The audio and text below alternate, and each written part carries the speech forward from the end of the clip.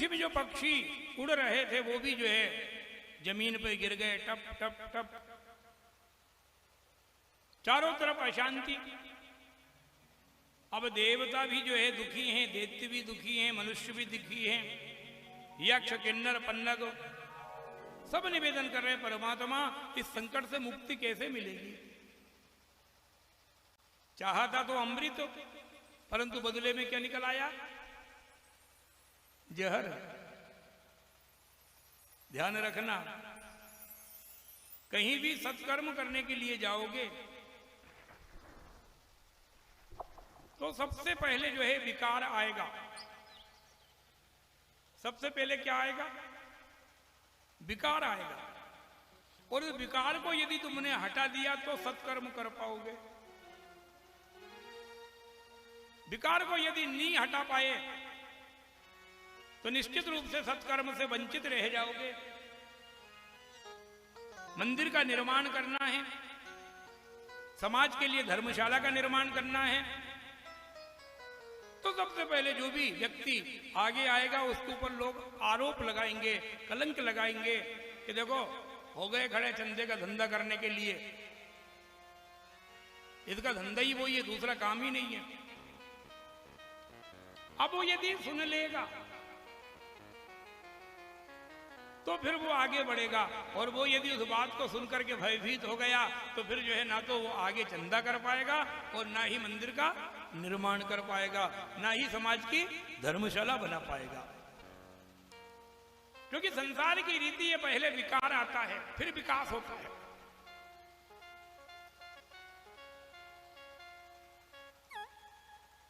गोपाल कृष्ण भगवान की।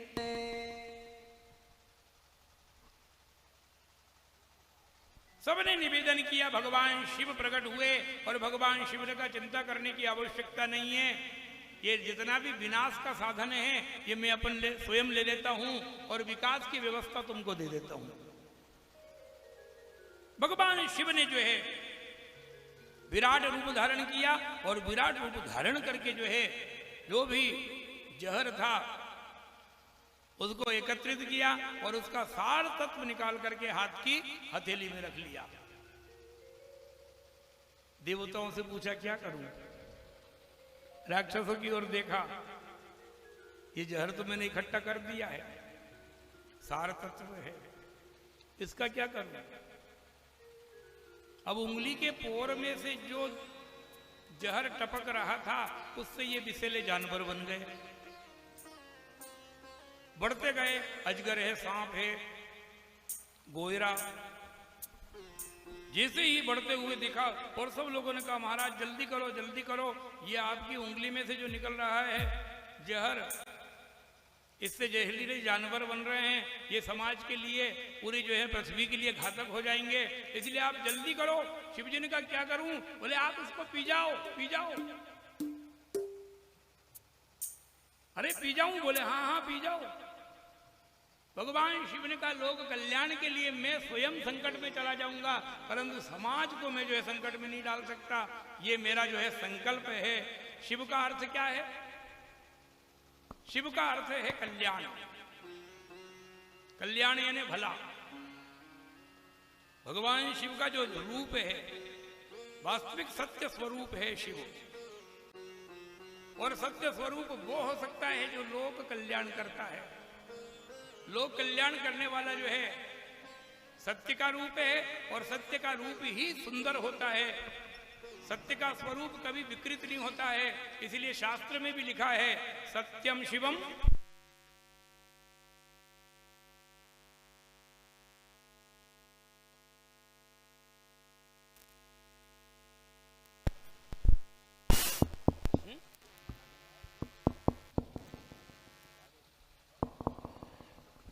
गोपाल कृष्ण भगवान की जय।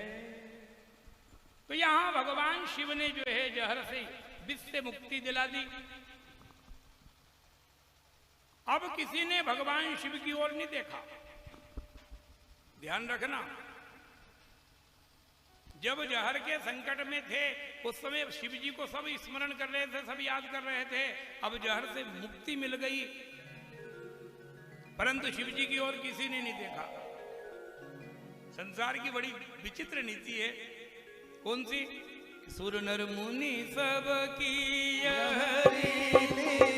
स्वार्थ लाभ करहि सब प्रीति, सुर नर मुनि जन की यह रीति, स्वार्थ लाभ करहि सब प्रीति। जब स्वार्थ होता है तो बराबर पूरी तरह समर्पित हो जाते हैं, और स्वार्थ निकल जाता है तो फिर पूरी तरह दूर हो जाते हैं। ये संसारियों की अपनी अपनी मानसिकता है। भगवान शिव जो हैं शांत भाव से बैठे हुए हैं, नेत्र बंद हैं और ध्यान अवस्था में हैं।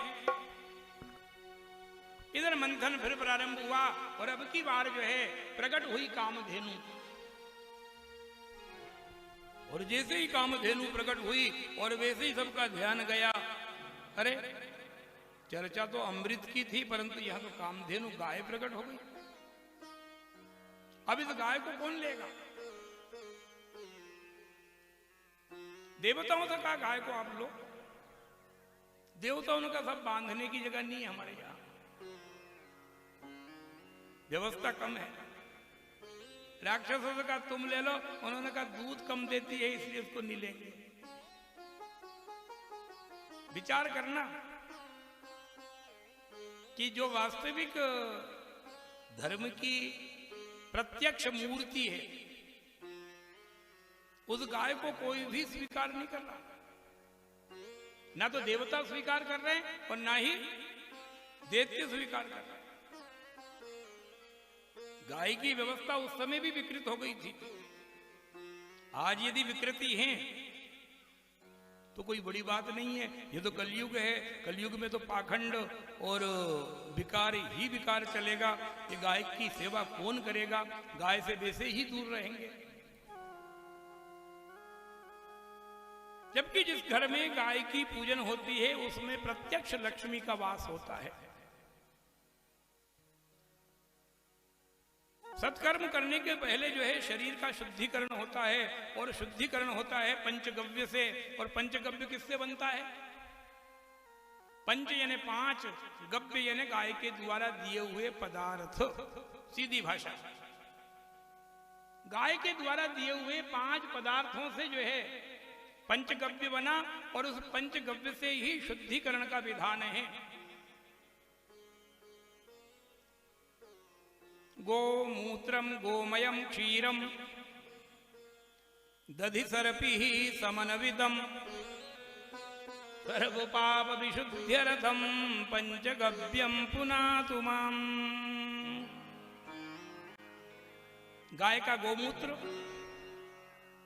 गाय का गोबर, गाय का दूध, गाय का दही और गाय का घी, इन 5 को मिलावे तो पंचगव्य बन जावे। और पंचगव्य बनने के बाद में इसमें जो है कुशा से मंत्र के द्वारा अभिमंत्रित करें, आलोढ़न करें, और उसके बाद यजमान का जो है प्रोक्षण करें। यजमान को पंचगव्य से स्नान करावें, पंचगव्य उसका प्राशन करावें, पिलावें, तब उसको जो है यज्ञोपवीत धारण करने का अधिकार होता है। और यज्ञोपवीत धारण करने के उपरांत ही यज्ञशाला में प्रवेश मिलता है।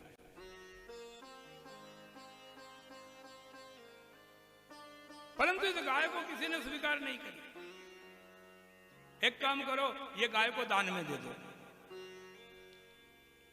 कामधेनु को उठा करके ऋषियों को दान में दे दी।